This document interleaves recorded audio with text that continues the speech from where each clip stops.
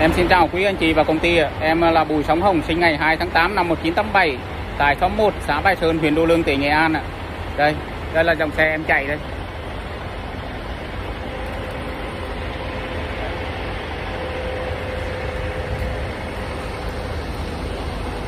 Xe 3 chân, xe trọng tải lớn của chở đá cho vật liệu xây dựng, chở đá cho nhóm màu đá này.